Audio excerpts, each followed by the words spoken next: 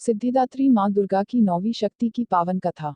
सभी प्रकार की सिद्धियां देने वाली देवी सिद्धिदात्री माँ दुर्गा जी की 9वीं शक्ति का नाम सिद्धिदात्री है।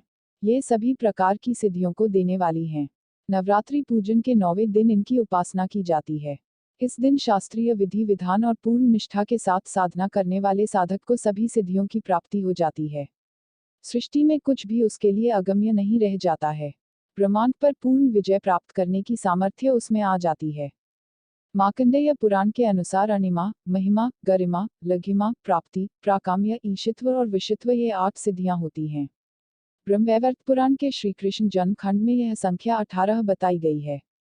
इनके नाम इस प्रकार हैं: 1. अणिमा, 2. लघिमा, 3. प्राप्ति, 4. प्राकाम्य, 5. महिमा, 6. ईशित्व, वाशित्व, 7. सर्वकामावसायिता, 8. सर्वज्ञत्व, 9. दूरश्रवण, 10. परकाय प्रवेशन, 11. 12. कल्पवृक्षत्व, 13. सृष्टि, 14. संहारकरण सामर्थ्य, 15. अमृतत्व, 16. सर्वन्यायिकत्व, 17. भावना, 18. सिद्धि। माँ सिद्धिदात्री भक्तों और साधकों को ये सभी सिद्धियां प्रदान करने में समर्थ हैं। देवी पुराण के अनुसार भगवान शिव ने इनकी कृपा से ही इन सिद्धियों को प्राप्त किया था। इनकी अनुकंपा से ही भगवान शिव का आधा शरीर देवी का हुआ था। इसी कारण वे लोक में अर्धनारीश्वर नाम से प्रसिद्ध हुए। माँ सिद्धिदात्री 4 भुजाओं वाली हैं। इनका वाहन सिंह है। ये कमल पुष्प पर भी आसीन होती हैं। इनकी दाहिनी तरफ के नीचे वाले हाथ में कमल पुष्प है। प्रत्येक मनुष्य का यह कर्तव्य है कि वह माँ सिद्धिदात्री की कृपा प्राप्त करने का निरंतर प्रयत्न करें, उनकी आराधना की ओर अग्रसर हो। इनकी कृपा से अनंत दुख रूप संसार से निर्लिप्त रहकर सारे सुखों का भोग करता हुआ वह मोक्ष को प्राप्त कर सकता है। नवदुर्गाओं में माँ सिद्धिदात्री अंतिम है। अन्य 8 दुर्गाओं की पूजा उपासना शास्त्रीय विधि विधान के अनुसार करते हुए भक्त दुर्गा पूजा के 9वें दिन इनकी उपासना में प्रवृत्त होते हैं। इन सिद्धिदात्री माँ की उपासना पूर्ण कर लेने के बाद भक्तों और साधकों की लौकिक पालौकिक सभी प्रकार की कामनाओं की पूर्ति हो जाती है। सिद्धिदात्री माँ के कृपापात्र भक्त के भीतर कोई ऐसी कामना शेष बचती ही नहीं है जिसे वह पूर्ण करना चाहे।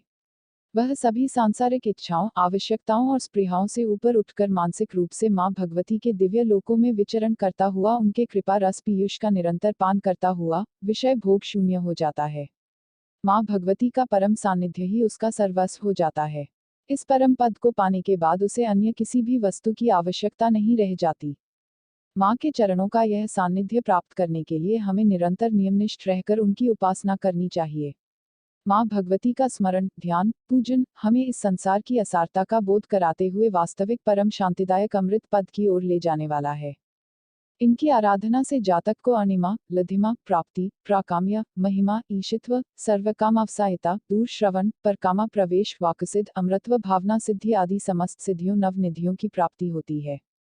आज के युग में इतना कठिन तप तो कोई नहीं कर सकता, लेकिन अपनी शक्तिनुसार जप तप पूजा अर्चना कर कुछ तो माँ की कृपा का पात्र बनता ही है। प्रत्येक सर्वसाधारण के लिए आराधना योग्य यह श्लोक सरल और स्पष्ट है। माँ जगदम्बे की भक्ति पाने के लिए इसे कंठस्थ कर नवरात्रि में नवमी के दिन इसका जाप करना चाहिए। या देवी सर्वभूतेषु माँ सिद्धिदात्री रूपेण संस्थिता। नमस्तस्यै नमस्तस्यै नमस्तस्यै नमो नमः। अर्थ: हे माँ सर्वत्र विराजमान और माँ सिद्धिदात्री के रूप में प्रसिद्ध अम्बे, आपको मेरा बार बार प्रणाम है। या मैं आपको बारंबार प्रणाम करता हूँ। हे माँ, मुझे अपनी कृपा का पात्र बनाओ। जय माँ सिद्धिदात्री। जय माँ नवदुर्गा।